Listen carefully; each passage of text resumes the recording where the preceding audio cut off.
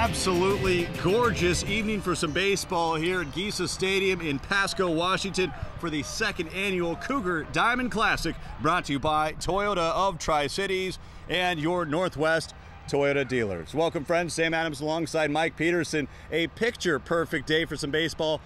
But let's see, is it going to be a pitcher-perfect day? Well, Portland's going to have a matchup to be contended with. Washington State brings some bats, especially in the middle of the order today. And they certainly do. And let's focus on Derek Jones. Last time these teams played, WSU wins 10-0, lifted by that grand slam shot. Derek Jones, a 6-run inning.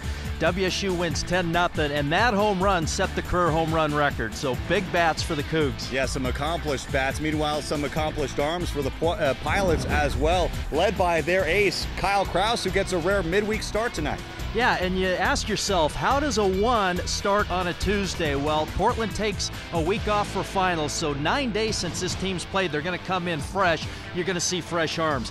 Kyle Krause, the ace, 26 career wins. He's going to see 2-3 innings there, and then backed by Travis Radke, their number 2, Chris Johnson, their number 3. Portland is rolling out the arms to go against those big WSU bats. A classic matchup between the arms and the bats. The big guns being broken out tonight. Stay with us when we come back. Your opening pitch live from Giesa Stadium. We'll be right back.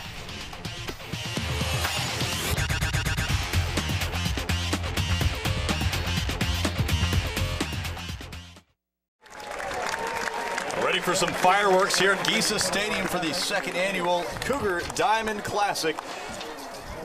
Ready for a non-conference matchup this evening between Washington State and Portland. Sam Adams and Mike Peterson here up in the press box. And Mike, let's visit now our keys to the game, what each team will have to do this evening to emerge with a victory. Well, we'll start with Portland, and they just can't allow the big WSU innings like we saw last time these teams played. WSU went off for 6 runs in 1 inning, powered by that Derek Jones grand slam. Portland doesn't score a lot of runs, no big innings, and offensively, you need to scrap and get on base, and how you do that is working the count. Work these WSU pitchers. For WSU, a real key is don't let Portland play small ball and chip away at you, which means score runs early, and there was a drought at the bats Sunday in that loss against Cal. Coach Margaret wants Cougs to come out and score runs immediately. And as a pitching staff, minimize the free passes. Make Portland earn every base runner, every run they get. You keep the score low with these Cougar bats. That's a formula for success for the Cougars. Those are your keys to the game. And let's take a look at today's starting lineups for this Tuesday matchup at Giesa Stadium. And we'll start with the Portland Pilots. And leading off, Nick Armenta, the center fielder. Sam Westendorf, a late addition to the starting lineup, batting second at DH. Gill, Whalen, and Coppola, your 3-4-5. Thompson batting 6th. Fertali batting 7th. Lucarelli 8th at shortstop, and batting 9th, the catcher, Bo Cornish. For the Cougars, defensively, Jason Monda in left, Kyle Johnson in center, Derek Jones, the slugger, out in right. Patrick Clausen holding down third in Sagdahl, and Tommy Richards, your middle infielders. Taylor Ard holding down first base this evening, and behind the dish, Colin Slabaugh. Starting pitcher this evening, Kyle Swanek. If you've watched your share of Washington State baseball broadcasts, you know this name very well. Their midweek starter, Kyle Swanek. Big right-hander, 3-3 on the year with a 6.08 ERA and 21 strikeouts on the year. And Mike, I know Washington State would like to see that big right-hander get in a groove early, establish the strike zone, keep those batters off balance to start this one. If you're pitching coach Greg Swenson for WSU, the perfect formula is you get a good 7-8 innings out of Swanek, let him go the distance, and then bring in your ace Drobnik to close out the game. Now, that's the perfect formula. Let's see how this plays out. It is baseball after all. Nothing goes as planned. Nick Armenta to lead off for the Pilots. A .265 hitter, 7 RBI on the season, 5 steals in 7 attempts on the season. And Swanek will look in for the sign from Slabaugh. First pitch on the way. And we're underway here at Giesa Stadium for the second annual Cougar Diamond Classic presented by Toyota of Tri-Cities and Northwest Toyota dealers. First pitch, Swanick saying, hey, I'm going to challenge you as a hitter, and Armenta coming right back saying, I'm going to challenge you with a swing of the bat. Aggressiveness, both sides. Second pitch, low and away. Ball one. Count even at 1 ball, 1 strike. Swanick straddling that rubber. Here we go for pitch number 3. 1-1 count on the way. Off-speed pitch. Ball to ball. It's 2-1. Good crowd on hand last year and this year as well. Absolutely no excuse to come out or not to come out here this evening at Giza Stadium. What a picture-perfect evening in Pasco, Washington. That one chopped foul. 2 balls, 2 strikes on the leadoff man, Nick Armenta.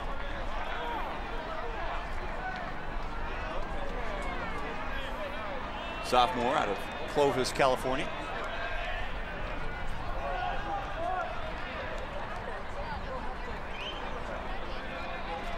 And here's the 2-2. Liner, shortstop. 1 hop. Sagdahl will throw and gun down the speedy leadoff man Armenta for out number 1. Tough play.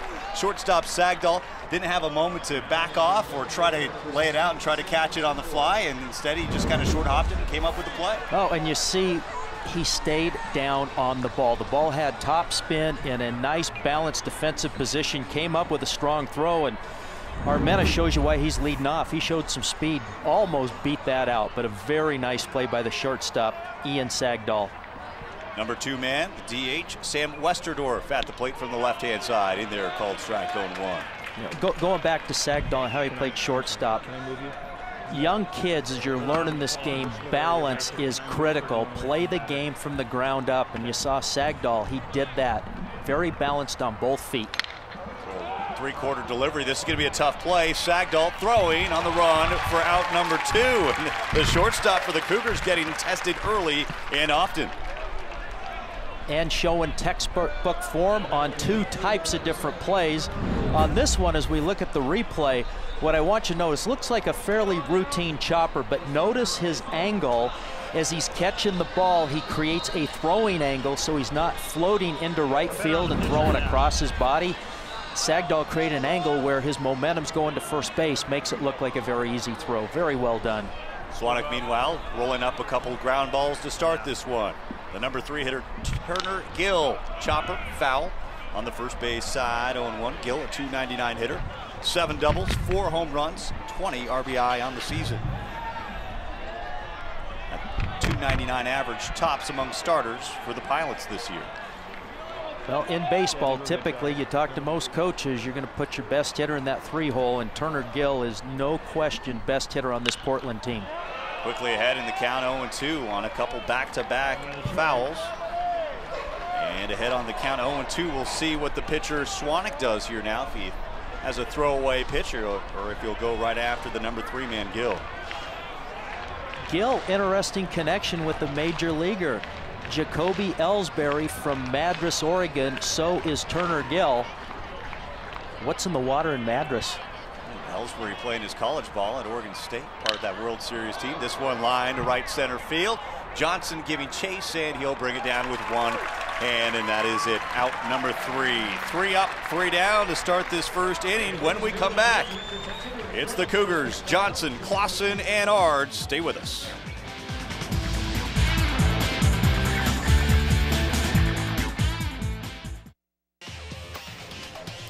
Tonight's Cougar Diamond Classic on SWX being presented by Toyota of Tri-Cities and by Northwest Toyota dealers. So it's the Cougars' turn at the plate now here at Giza Stadium. It'll be Kyle Johnson leading off. Let's take a look at your starting lineups. First for the Cougars, their starting batting order. It'll be Johnson leading off, Lawson batting second, Ard in the 3 spot, Derek Jones the cleanup man, Adam Nelbowich the DH batting 5th, Richards, Monda, Slaybaugh, and Sagdahl your starting lineup for the Cougars. Gill, Armenta, Thompson the outfield, Whalen, Lucarelli, Coppola, Fertali your infielders, Cornish behind the dish, and Kyle Kraus, the Pilot ace, on the hill after a long pilot layoff. He'll take the hill. Check out those numbers, Mike Peterson. 6-3, a 1.49 ERA in 11 appearances this season. First pitch in there for a called strike. And Kraus has just had a great career. You look at those 6 wins this season, that ERA, but 26 wins in his pilot career. 0-1 pitch, fastball inside, 1-1. Here's the book on Kyle Kraus. Cruises 86, 88 miles an hour with his fastball. He's got a slurve, curve, kind of break and pitch, and then he'll also come at you with a changeup. So a 3-pitch pitcher. 85 on the gun there. Quickly, 1-2 on the leadoff man, Kyle Johnson. 306 hitter on the year. Got a little pop too for a leadoff man, as that one's outside. 6 doubles, 3 triples on the year, a .429 slugging percentage for the center fielder.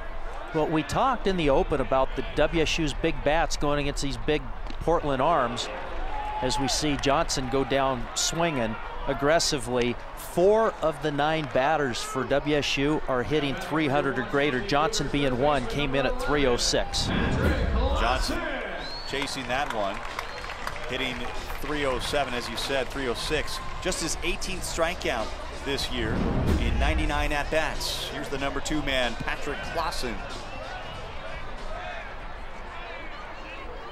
That one up the middle, base hit. I think the second baseman, Chris Coppola, gave Clausen just a little much too room there. He did. Clausen came in hitting 299 with that single. That's going to put him in the 300 club. So we now have 5 Cougars in the lineup hitting 300 or better.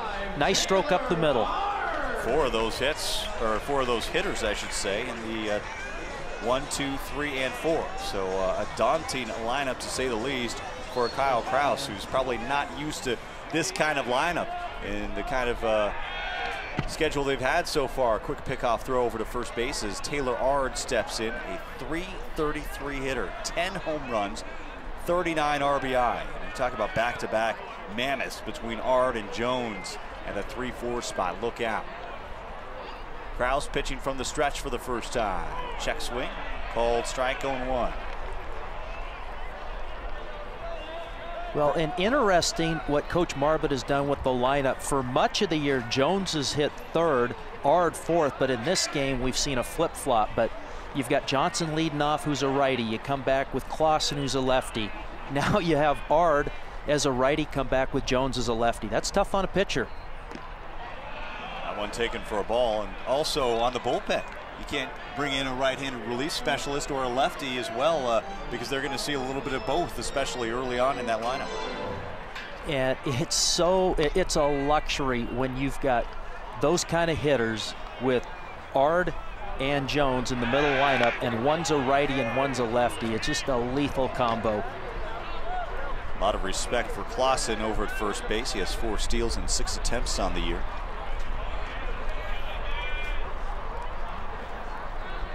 Here's Clausen from the stretch. 1-1 pitch with 1 away here in the bottom of the first. Inside, pickoff throw over to first. Not in time. Good snap throw by the catcher, Bo Cornish. Taylor Ard spent 1 year at the junior college level playing for Mount Hood Community College, and that's a wood bat league. As a freshman, he was league MVP. He was an All-American and then just rolled right over to WSU, and he's been a mainstay in this lineup ever since. Open stance from the right-hander. 2-1 on the way. Line shot right back up the middle. So back-to-back base hits going past second base, and the Cougs in business here in the bottom of the first with 2 on and only 1 out.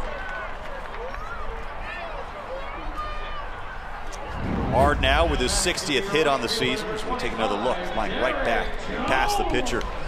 A really nice piece of hitting by Ard, because that was a well-placed pitch, as we saw there from that center field camera view by Kraus.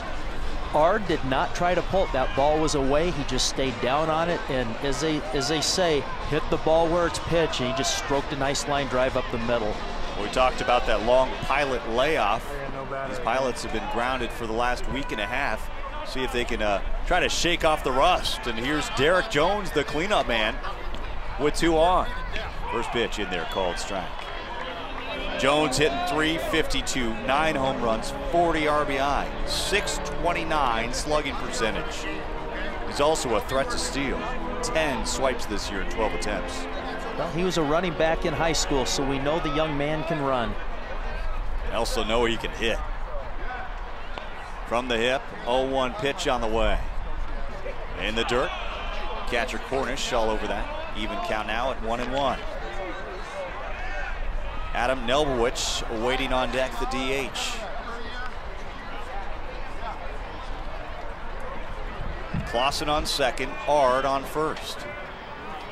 Cougars threatening here with back-to-back base hits after Johnson struck out to start the ball game for the Cougars.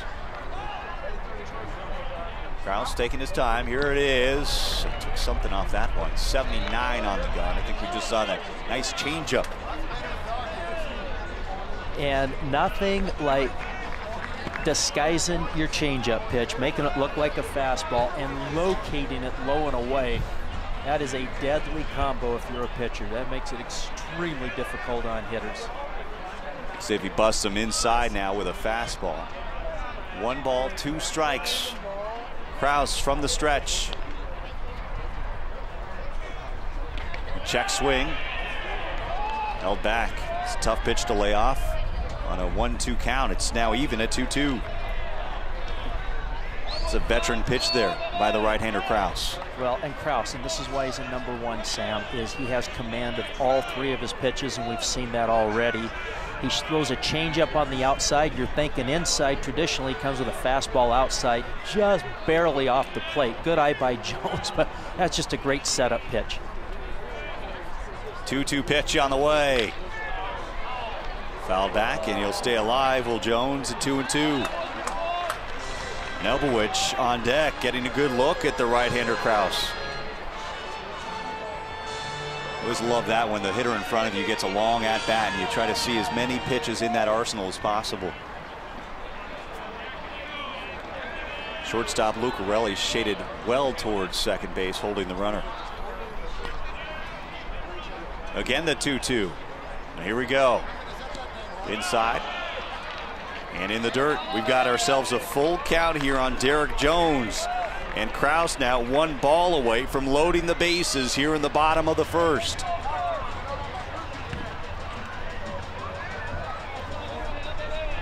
Well, one of the keys for WSU was score early, bases loaded, 1 out. Perfect opportunity to get on the board right here for WSU. Right now, runners on first and second, 3-2 pitch. And here it comes, runners going, swing and a miss, strike 3, snap throw over to third, well in time. A double play to end the inning on the strikeout, and the caught stealing as Patrick Clausen gets run down, and the Cougars run themselves out of the inning. At the end of 1, we're scoreless at the Cougar Diamond Classic.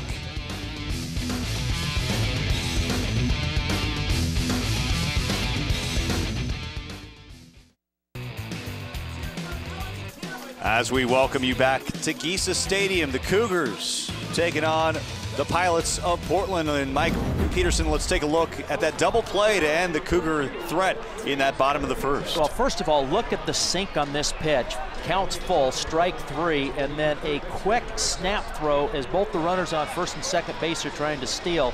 And just a perfect dart down to third base, and you can see Clausen sliding right into third baseman's mitt, and Portland gets themselves out of a jam early. It'll be Whalen, Coppola, and Thompson for the Pilots here in the top of the second. Scoreless ball game. Sidearm delivery from Swanick in there, called strike 0-1 on Caleb Whalen, the third baseman and cleanup man for Portland. Whalen hitting .255, 7 doubles, 3 triples, 5 home runs on the season, and a team high 23 RBI. That one sky to left, giving chase Jason Monda. And that one will sail over the wall, but out of play. Foul ball, but boy, did that kid give that one a ride. Oh, he did. And if that ball's fair, it's a 1-0 Portland lead. He got all of that one. Well, he knows he just got out in front of that one just a little bit too much. End result, though, a strike, and Swanick ahead now, 0-2 on the cleanup man. And Whalen showed why he's in that cleanup spot, showing a little bit of power there. 5 home runs on the season. That's a team high for the Pilots. 0-2 pitch on the way. Chopper, short third. Clausen will throw across the diamond for the out. And 4 straight batters retired so far by Swx to start this ball game. 5-3 on your scorecard. We take another look. And you talk about that left side of the infield. I mean, old reliable between Clausen and Sagdahl. They've recorded 3 of those first 4 outs of this ball game. And look at that strong arm by the third baseman, Clausen. This is Chris Coppola. Foul back out towards us. 0-1 on Coppola, hitting .287. You know, I go back to Caleb Whalen's last swing. That pitch was away and he tried to pull it and it was a harmless rollover. Taylor Ard took that same pitch, went with it, and it was a line drive up the middle. 2-hopper. Sagdahl got it on 1 hop, in fact, across the diamond for out number 2. And Sagdahl very busy. Now 3rd time he's recorded an assist on the infield.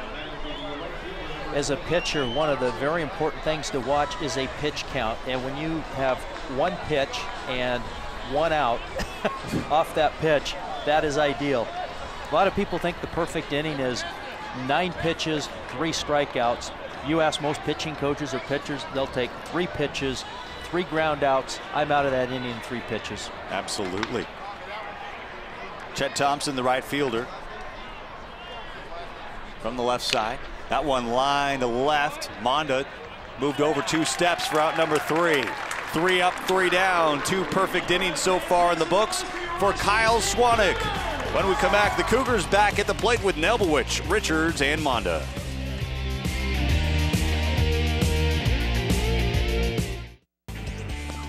Well, the sun is out here at Giesa Stadium. Welcome back to the Cougar Diamond Classic. And Mike, the sun can wreak havoc on opposing teams, and when you're out there defensively. But a new addition to Giesa Stadium, and that has definitely helped quell the sun a little bit. Well, and it can wreak havoc with the fans as well.